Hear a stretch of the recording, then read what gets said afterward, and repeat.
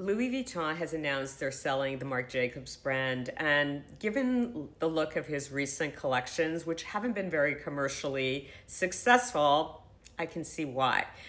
It wasn't always that way. Remember, he did run Louis Vuitton at a point. I don't know if you could call it an it bag, but it was fairly popular for a while. My favorite was the Stam bag. I actually owned this bag when I was living in New York in the 2010s. It's now vintage. I think it's going to make a comeback because that kiss lock opening, which Coach has kind of brought back, I think has been popularized. So if you can find this on the vintage market, it's worth a repurchase. The only thing is that chain was super heavy.